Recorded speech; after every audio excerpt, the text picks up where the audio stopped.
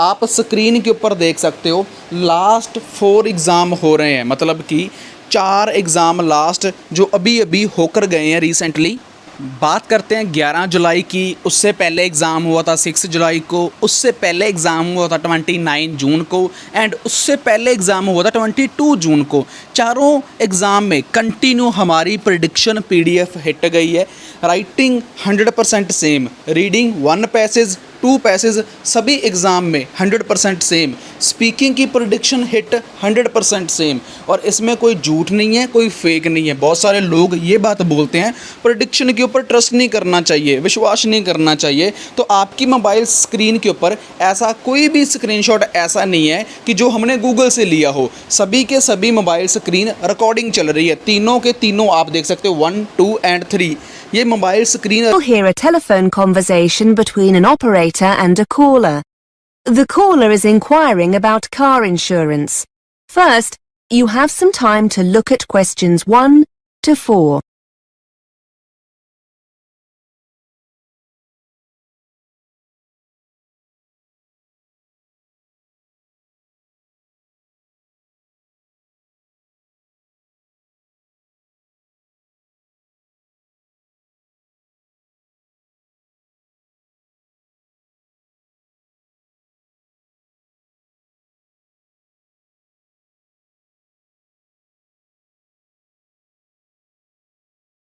Now we shall begin.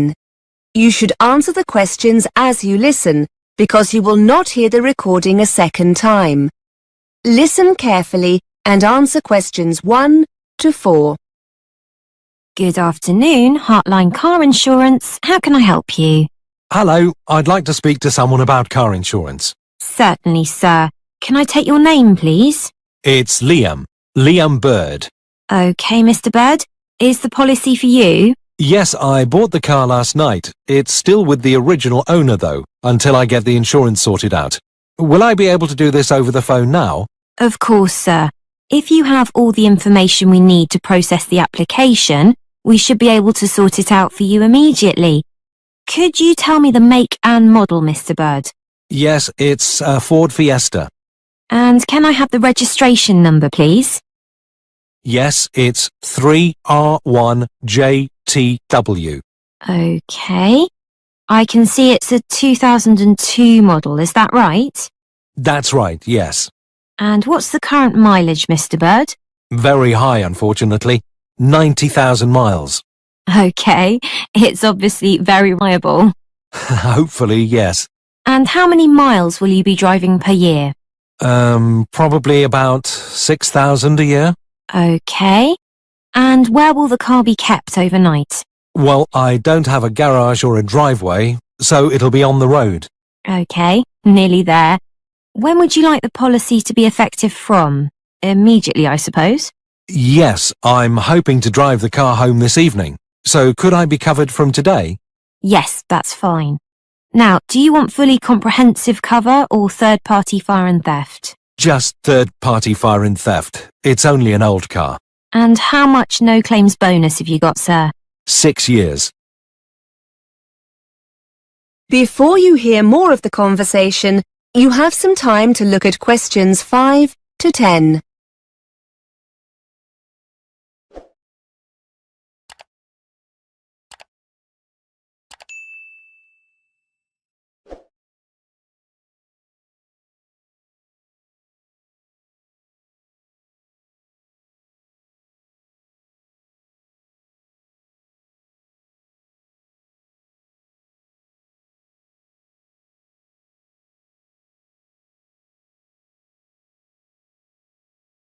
Now listen and answer questions 5 to 10. Okay. Have you decided to take up any of our additional cover options? Legal cover for a small fee each month. And we can offer a very competitive rate for driver injury insurance. Or we could... No thanks. Sorry, but I've already looked through what's available on your website and how much it all costs. I've got breakdown cover with another company, and the car comes with a spare set of keys, so I should be okay there. I'd like to take out the 14-day courtesy car, though, and keep my no-claims bonus. So, I'll protect that, and I'd like to have the windscreen cover as well. OK, Mr. Bird. So that's third-party fire and theft with additional cover for a courtesy car, protected no claims bonus and windscreen cover. That comes to £425. We'll need to see proof of your no claims bonus. Can you send this to us? Yes, no problem at all. OK. I just need your payment details and I can process this for you. So, can I have your full name, please? It's Liam Bird. That's B-Y-R-D. And your address? 35 Botterville Crescent, Birmingham, B561ED. And your date of birth? The 11th of November, 1969. And your telephone number, Mr. Bird? 0121 677 9887. How will you be paying, Mr. Bird? By credit card? By debit card, if that's okay. Yes, fine. What kind of card is it? It's a Visa card. OK. Can you give me the full number that runs across the centre of the card? Yes, it's 2337 4006 2005 1551. And the 3-digit security number on the reverse of the card? Okay, hang on. Yes, it's 426. Thank you. Finally, can I just ask you how you got to hear about our company? Yes, sure. I found you on the internet. Thanks. OK, your payment has been processed successfully. You're now covered, Mr. Bird. Would you like us to send your documents to you, or are you happy to download them from the website? Would you mind posting them to me, please? I'd like a paper copy and my printer's not working. No problem, Mr. Bird. That is the end of section 1. You now have half a minute to check your answers.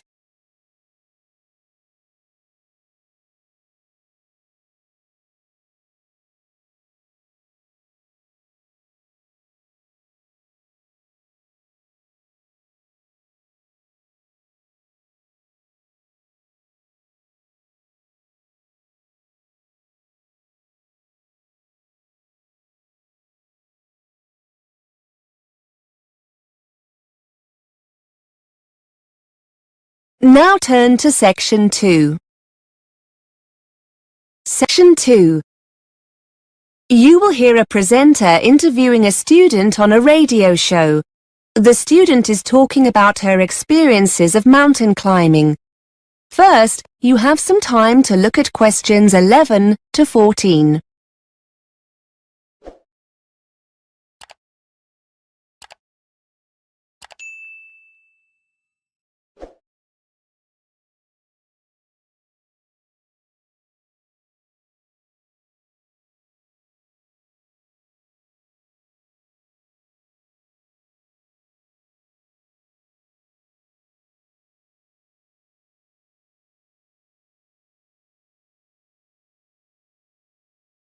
Now listen and answer questions 11 to 14. Welcome back to BURS, your independent student union radio station. We're looking at some of the incredible feats one or two of you have been up to during your summer break. I'm with Catherine, who's going to tell us about her successful climb of one of the most iconic mountains in the world, Mont Blanc. Catherine, tell us a little about your achievement. Well, actually, it was the second time I've reached the summit. The first was in 2007, the year before I came to university. People are often surprised to hear how popular the mountain is with climbers. I've read somewhere over 30,000 people attempt the climb each year, and around 200 people a day summit during the summer season, so it's very crowded up there. Unfortunately, it's also potentially very dangerous. In July 2007, the months before I did my first climb, the death toll reached 30, mainly due to bad weather conditions. The sheer number of people can cause falling rocks, which only adds to the danger. Before you hear more of the interview, you have some time to look at questions 15 to 20.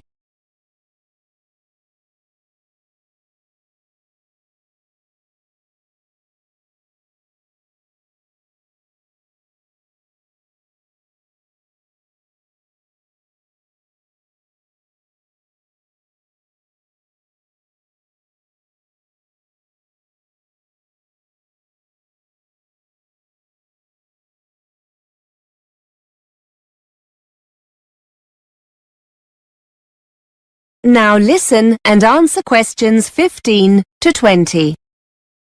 So why did you do the same climb twice? And was it easier the second time around? In many ways, they were totally different experiences. The first time I went as part of an organised group.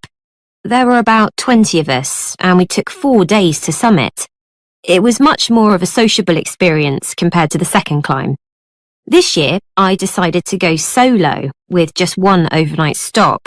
I felt more confident having already summited once, and I wanted to face the challenge of being in control. Actually, you're never really alone. There are other climbers and groups around all the time, but I suppose being alone made me feel more intrepid.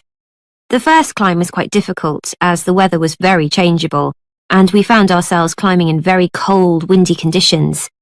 We were in a group, so we offered each other encouragement, but it was still very difficult. The weather this time was wonderful. Plus, I also spent a few days beforehand in Chamonix and acclimatized myself more to the altitude. This certainly made it easier. You can achieve the same thing by climbing some of the smaller peaks in the area first, but I wanted a more leisurely start. It was fantastic. I thoroughly enjoyed it. Did your experiences on the first climb help you the second time around? I'm wondering if you have any useful advice for others planning on doing something similar. Well, because the climb's becoming so popular, I think people don't always give it the respect it deserves. And I'm not talking here about the physical condition you need to be in to take on a challenge like this, or having the right equipment. That goes without saying. I think what took me by surprise more than anything else was the extreme weather conditions, even in the summer. For those who want to summit in a single day or two, the climb will often start early in the morning, so you'll need to make sure you're wearing enough layer to protect yourself from the cold and wind. You'll be glad of this when you hit queues and find yourself standing around, waiting to move on. Then at the other extreme, around midday, you must make sure you're fully protected from the sun, or you're likely to get very badly burnt. Whether you climb alone, in a group, or with a guide, that will depend on your own experience. But however you decide to go, it's essential that you take your time and get used to the altitude. Okay, many thanks for taking the time to come in and tell us all about it. That is the end of section 2. You now have half a minute to check your answers.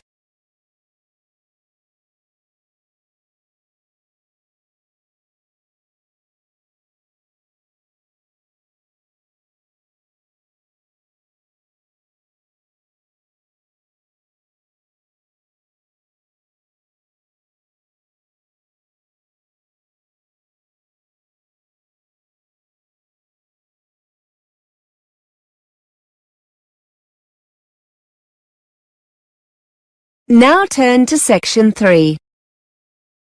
Section 3. You will hear 2 students talking about revising for exams. First, you have some time to look at questions 21 to 23.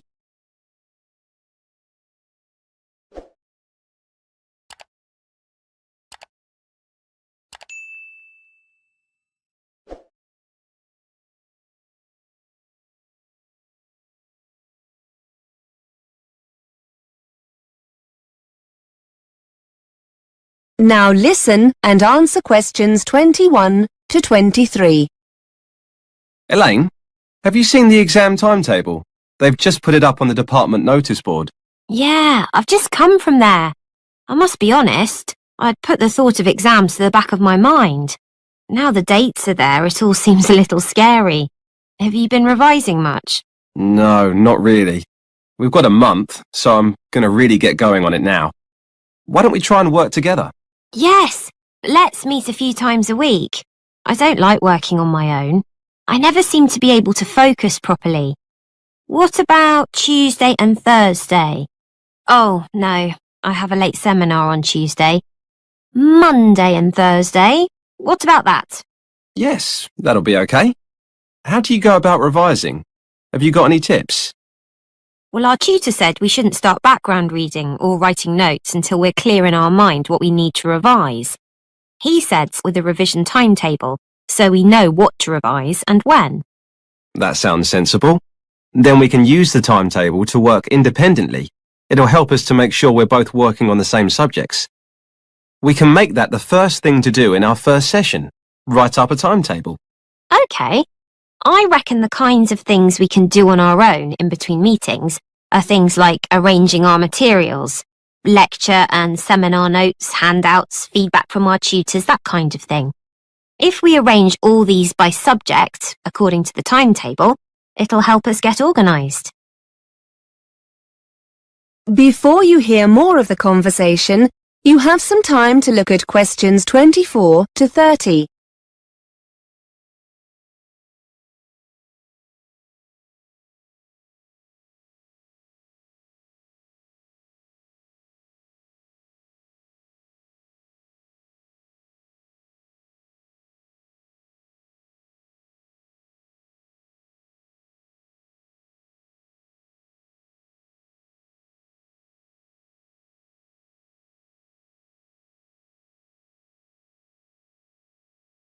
Now listen and answer questions 24 to 30. Good idea. Once we have all the content, I suppose we could make notes based on past exam papers. We had a talk about note-taking in one of the seminars. They reckon you shouldn't copy word for word. It helps to learn things if you paraphrase main points. And don't just copy loads of facts either. Try to get a feel for the main arguments or theories and match any facts to these. I also like using mind maps or spidergrams when I make notes. It means you can put down a lot of information, but so that it's nicely organised. It also means you can add new notes after. And bullet points. They really help you focus on main points rather than trying to link them together in sentences. We also need to remember to make a note of where the information comes from. The author, publisher, that kind of thing. That's really important. Otherwise, when you're writing the assignment, you can never remember where you got a particular quote from. I know I said earlier about testing each other when we get together, but now I think about it, do you think it would be a better idea to talk through our notes on a particular subject? Have a kind of discussion between ourselves? We could use the questions in the past papers to base the discussion on. Yes, so basically the timetable can be a discussion schedule. Then after each session, we could go away and do a timed essay on the subject. Maybe swap and mark each other's essays. That's a good way to learn, I think. Critique each other's work. Great idea. So we'll start next Monday with the timetable. That is the end of section 3. You now have half a minute to check your answers.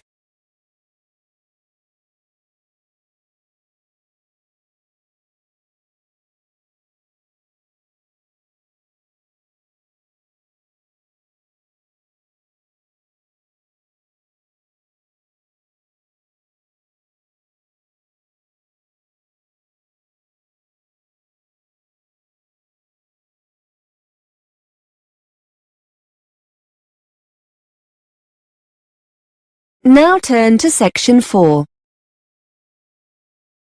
Section 4.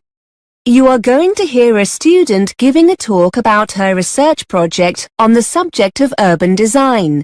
First, you have some time to look at questions 31 to 37.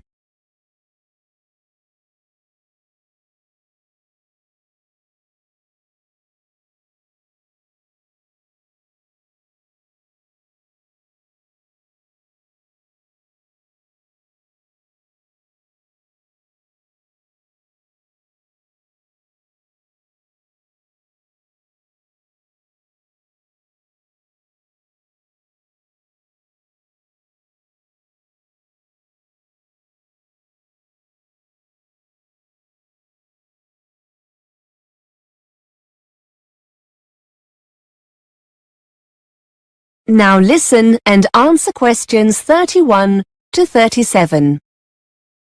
Okay, everyone. This week it's the turn of Carol to talk about the progress of her research project. Over to you, Carol. Thanks. Yes, hello everybody.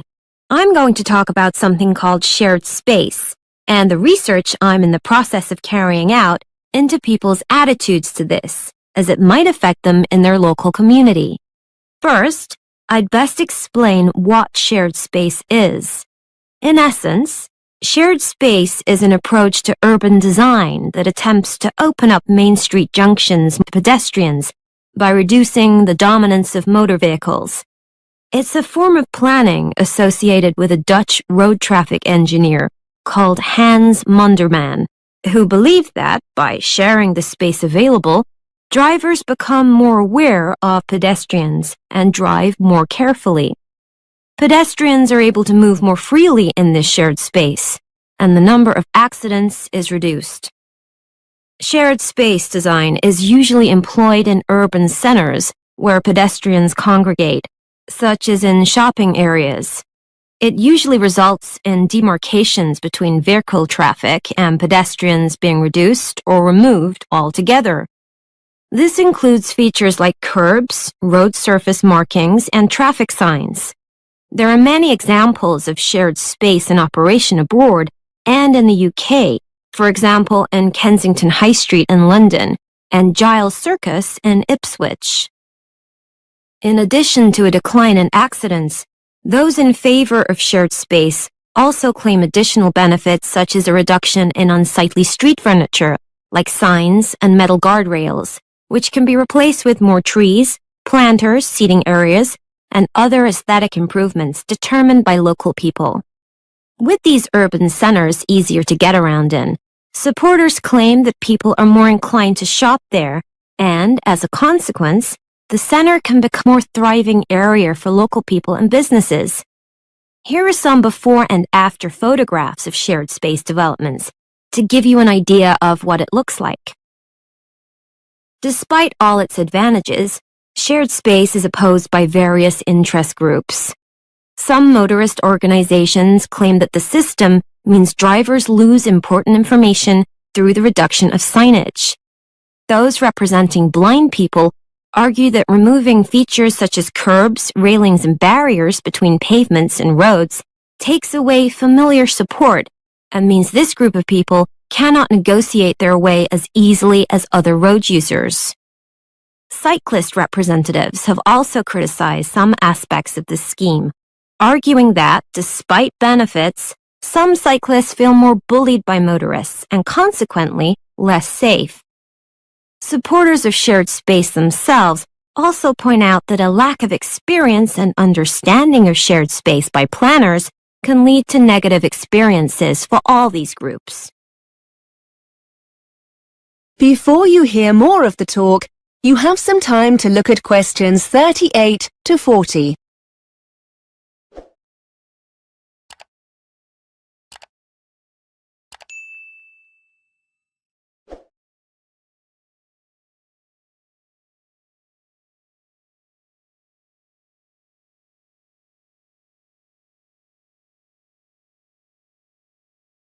Now listen and answer questions 38 to 40.